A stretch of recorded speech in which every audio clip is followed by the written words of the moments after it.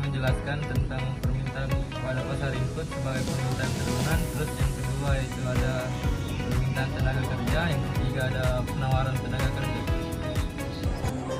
Permintaan pada pasar input disebut permintaan turunan karena permintaan ini berasal dari permintaan terhadap barang dan jasa akhir. Misalnya, jika ada peningkatan permintaan terhadap mobil, maka permintaan terhadap baja sebagai input produksi mobil juga akan meningkat.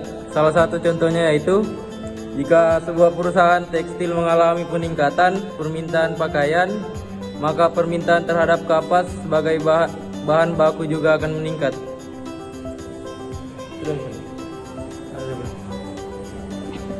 Baik, saya di sini akan menjelaskan tentang permintaan tenaga kerja adalah jumlah tenaga kerja yang dibutuhkan oleh perusahaan pada tingkat upah tertentu.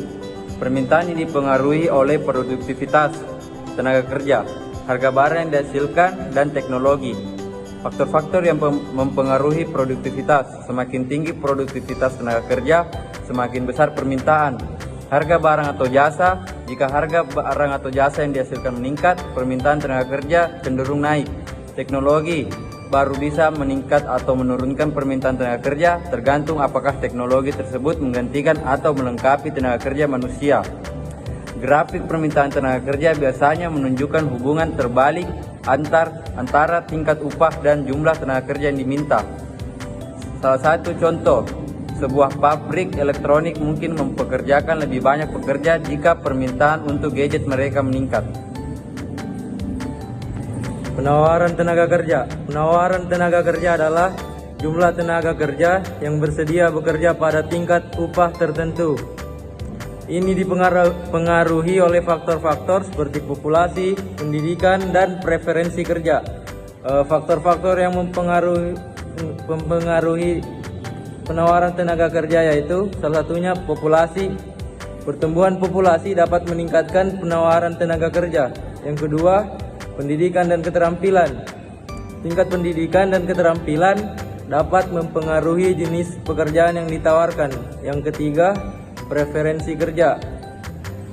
Preferensi individu terhadap waktu luang versus bekerja juga mempengaruhi penawaran tenaga kerja.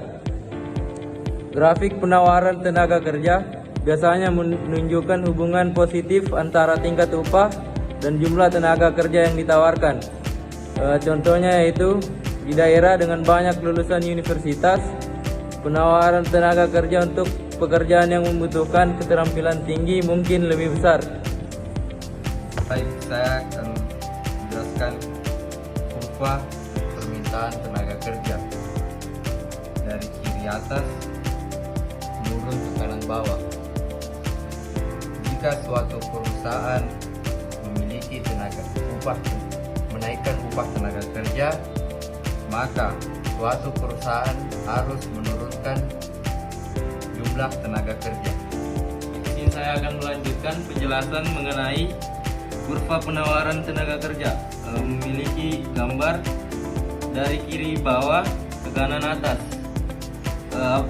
Menjelaskan bahwa jika perusahaan menurunkan upah tenaga kerja, maka perusahaan harus menaikkan jumlah tenaga kerja. Oke, baik. Saya akan melanjutkan penjelasan mengenai kurva keseimbangan.